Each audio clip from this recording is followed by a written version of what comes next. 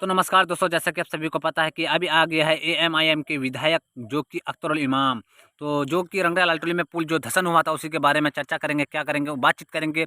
और सीमांचल के आवाज़ उठाने वाले, हर दुख सुख में साथ देने वाले एक है जो कि हमारे नेता है अख्तरुल इमाम। तो चलते हैं, पहला पूरा वीडियो देख लेते हैं। बल्कि पुल के और सड़क के बने हुए अभी 6 महीना मुकम्मल नहीं हुए हैं। संवेदक की पूरी लापरवाही, एस्टीमेट के अनुरूप काम नहीं करना और पदाधिकारियों का संरक्षण प्राप्त होने के नतीजे में यहाँ क्वालिटी के साथ बहुत ज़्यादा समझौता किया गया। आम ग्रामीणों ने उस वक्त भी कहा कि अप्रोच नहीं टिकेगा। एक तो ये है कि इसका प्रोटेक्शन जो वाल था वो नहीं दिया गया, न जाने क्या वजह थी। गाइड बांध भी नहीं दिया गया यहाँ पर। और सबसे बड़ा मामला ये होता है कि जब इतनी ऊंचाई पर पुल बनता है और ये अप्रोच हाई होता है तो इसका फ्लैंक बहुत मजबूत बनाया जाता है।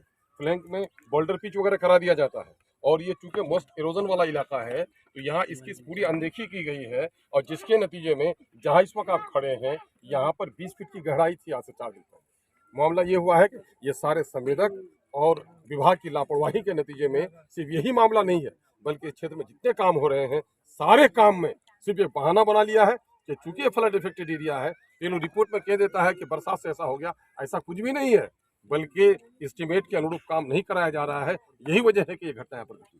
अच्छा, खाड़ी पुल का अप्रोच भी देखा गया था कि कुछ ही लम्हों में वो उखड़ना शुरू हो गया था परतें। यही संवेदक की और विभाग की यही मिली भगत।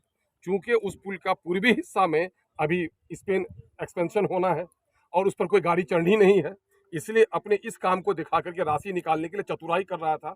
खबर मिली हम लोगों को, डीएम तक हम लोगों ने शिकायत की है, उस पर जांच हो गई है। ये लोग ये समझा कि इस पर तो गाड़ी वाड़ी चलेगी नहीं, अब मैं थूक से सत्तू लेप देता हूँ और पैसा निकाल लूंगा। ये बेईमानी हो रही है इस इलाके के साथ। और सूचना दी जाती है सरकारी स्तर पर बड़े पदाधिकारियों को पर, तो न जाने क्यों पर्दादारी इतनी हो रही है कि इस क्षेत्र के साथ तमाम तर मामला में, चाहे पुलों का निर्माण हो, सड़कों का निर्माण हो, कटाव रोधक कार्य हो, कहीं पर भी जो एस्टीमेट के अनुरूप काम नहीं कराया जा रहा। अच्छा, अमौर बैसा के बहुत सारे सड़कों को भी हमने देखा है बीते 2-3 दिनों में कि वो एकदम जमीन रोज हो गया है, पानी में और बह कहीं चुका है। चलने के लायक नहीं। देखिए 2018 में एक पॉलिसी बनी कि जो भी सड़कें बनेंगी पक्की RWD की 5 साल तक अनुरक्षण की मेंटेनेंस की पॉलिसी होगी। उस 5 साल में मेंटेनेंस के लिए राशि दी जाएगी संवेदक को, और कहीं भी मेंटेन नहीं किया जा रहा है। सड़क के बने हुए 3 साल हुए, सड़क के बने 6 महीने हुए। अभी जो जिस सड़क के बारे में मैं उठाया था पोखरिया की सड़क, जिसको माननीय मंत्री को भी दिखाया, और यहाँ पर ये तमाम तर भ्रष्ट पदाधिकारियों ने दे दिया और अभी भी सड़क वहाँ पर टूटी हुई है। तो कहीं पर भी, और ये हो रहा है कि मेंटेनेंस के पैसे सारे लोग निकाल रहे हैं। ये बड़ा घोटाला यहाँ पर हो रहा है और यहाँ के लोगों के भाग के साथ खिलवाड़ हो रहा है। एक तो ये है कि घनी नदियाँ हैं, पुलों का निर्माण नहीं हो रहा है, कटाव है, कटाव रोधक काम नाम मात्र का होता है। जाकर काम देखिए, मंत्री झाजी के इलाके में जाकर के देखिए, पूरे मधुबनी में अरबों का काम हुआ है, करोड़ों का नहीं अरबों का काम हुआ है। जब विजेंद्र यादव जी मंत्री रहे, सुपौल में अरबों का काम हुआ है। इस इलाके में जो लोग सरकार में रहे वो मुंह पर पट्टी बांधे हुए रहे और इस इलाके में कोई काम ही नहीं हुआ है। मैं तो लड़ रहा हूँ, अभी कुछ जगहों पर काम हुए हैं और सबसे ज़्यादा विस्थापित अगर कहीं हो रहे हैं, मेरे साथ चलिए, अब परिवारों को मैं दिखाता हूँ।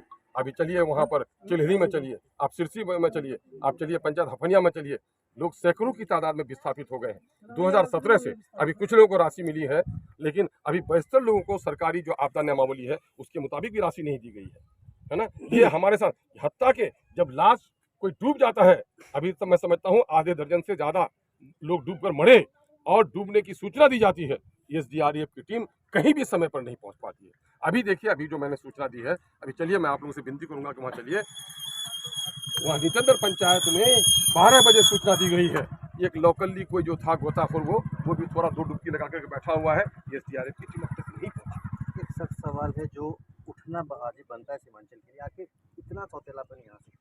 अब ये क्यों, ये सवाल तो मैं शुरू दिन से खड़ा हुआ हूँ कि सीमांचल के साथ वाला मुझे ये लगता है कि दलितों की, पिछड़ों की और अकलियतों की आबादी है और बेजमीर राजनेताओं की आबादी है, जो लोग अपने जाति फायदे के लिए, अपने जाति फायदे के लिए जो लोग सरकार के पास जाकर सौदा कर लेते हैं, सरकार का तलवा चाट लेते हैं। तो मैं तो ये कहूँगा कि नाइंसाफी आज का है क्या, कल का है क्या, 2 साल का है, ये बरसों का है। EMIM जब से आई है इन मुद्दों को तो कोई उठाता भी नहीं था।